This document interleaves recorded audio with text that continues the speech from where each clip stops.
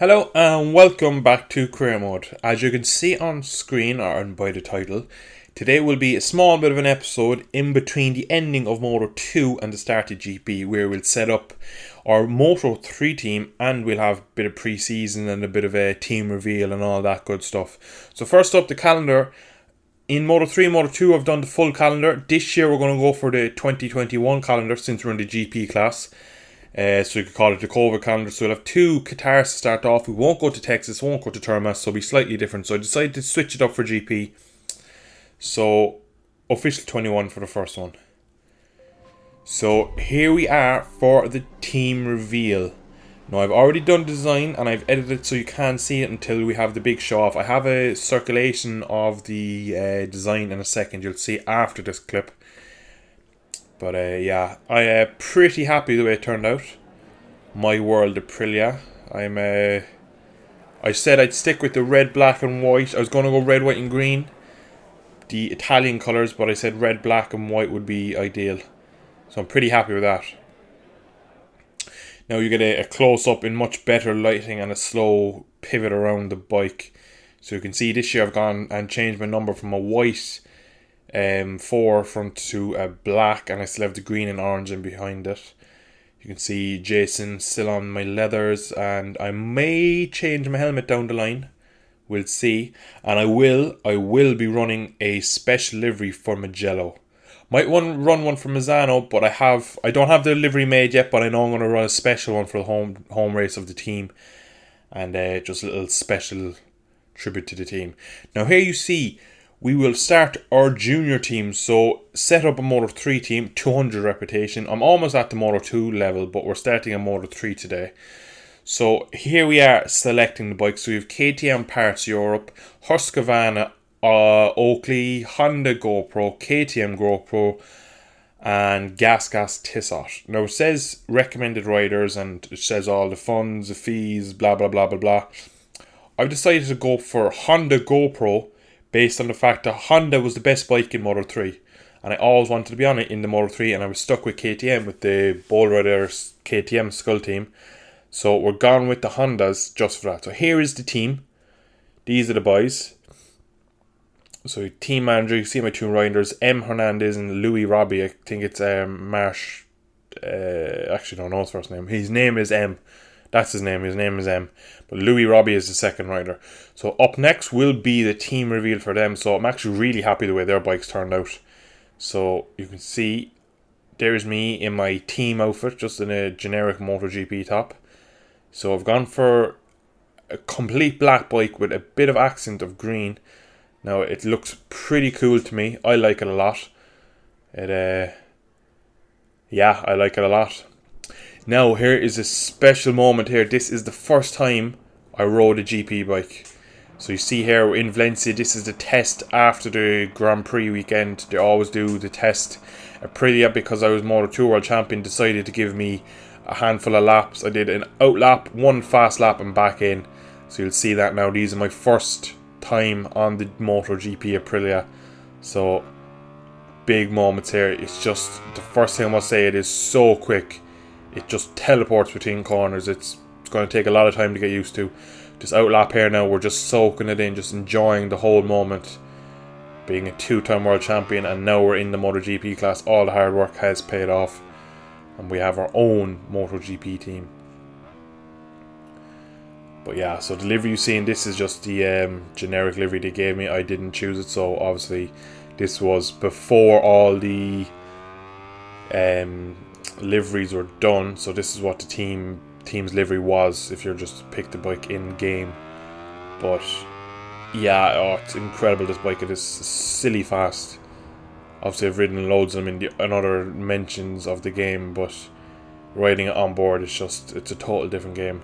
Now again, like I said in my last episode, that I really struggled when I went on Moto 2 first, and I thought I'm never going to win here. I can't do this. I'm not going to be quick enough. And then I had races like Phillip Island where I won by like 12 seconds, and I had other races where I destroyed the eye. And for the most part all season I was quick enough. So I'm not too concerned. Obviously we'll have this Sepang test just after this. but I won't be too concerned if I'm nowhere near the pace in the first handful of rounds, we'll say. I'm kind of expecting to be off it. At the end of the day, it's a second hand, it's a satellite Aprilia, so it's probably not going to be the fastest bike on track. I'm probably not going to be the best on track, and we're going to just have to try and get used to it. So now this lap here we have a bit more of a push, not a full push, just give the bike a little bit more of a riding. So just using all the power. It's bike doesn't feel any heavier turning in or anything like that. The main thing is the power and the braking. Just trying to get used to the braking, because obviously on the GP bikes you brake aggressively, the rear end decides to do a little dance. So that will be something we'll have to get a handle on.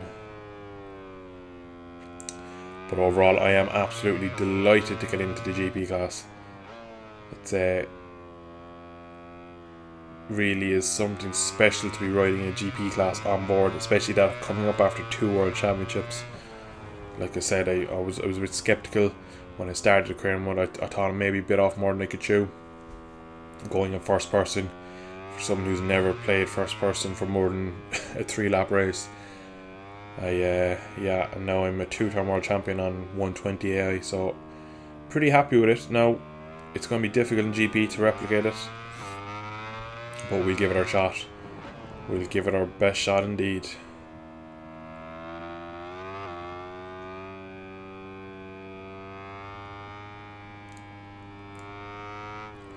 So as we come into the final corner, Adrian Campos, we're going to just pull into the pits here. End of our quick few laps in Valencia. I just have to say a massive thank you to Aprilia for the laps.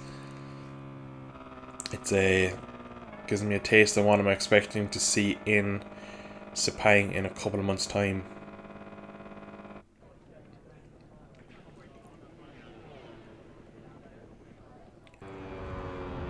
Here we are in a really, really sunny and hot and humid Sepang for winter tests. We've done laps, I've nailed down which bike I want now. I'm going for a quali sim in this lap, so I've gone low fuel, full power, soft tyres, just to see what I can do lap time wise, because at the moment I'm bottom of the timing tables. I'm 0.7 off of Petrucci, and I'm 2.5 seconds off of Jack Miller off the top, so quite a margin. But like I said, when I was riding around Valencia, not too concerned. I'm expecting to struggle early. It'll be more just getting up to speed with the bike, getting in a rhythm. So you can see already in sector 1 we're just barely over Jack's time, so we're doing quite well. So the pace is there, the bike isn't too bad, the bike isn't a dog. It'll just be me having to extract the maximum. It's a very enjoyable bike to ride. It's just very hard to go fast on it, so I'm struggling a small bit at the moment, but it will come. So at the moment we've set 2 very good sector times. Now we're 0.7 off for halfway around the lap. Now I did feel on this lap that I went with a soft front, and I should have went for maybe something slightly harder. It just, I felt like especially in here, it just felt like the front was just kind of hopping and skipping. I felt like I was too soft of a front. So Sepang is such a long track, it's a 2-minute track, plus it's scorching, that a medium is like the kind of minimum kind of soft tyre you'd want to go. The softs, even in qualifying lap, you wouldn't really want to run it. They're just too soft and they just get torn up around here. We come into the penultimate corner now, we pick it up and we use all the 285 brake horsepower of this Aprilia. Okay, up to close to 200 miles an hour into the final corner. So, and I have to learn as well to use auto rear brake. I use it loads in third person, but I find it quite difficult to use rear brake while on board. I never use it in Moto 3, very seldom in Moto 2. Up to the line and we get a low 2 minutes. So we still finished last, unfortunately, but it's improvement. So I've gone for pack 3, which is the most power and the best frame for kind of tyre wear, just so maybe in late in races I might have some good race pace. But I'm going to leave that there for today. If you liked it, please like and subscribe down below. If you have any suggestions for the coming season, comment down below. But yeah, that's it really. Next up will be race 1 at Qatar. I'm really looking forward to it because I really enjoy riding a first person on the GP bikes. There's something a bit different about it. It's they're quite easy to ride, but it's very hard to get a fast lap out of them and be consistent. So the season is just beginning. The career mode is really only getting into it now because we have so much to do, so much to see, so much to play around with it. But I'm looking forward to all of it. So thanks again for watching. I shall see you in a video in the not so distant future. Take care.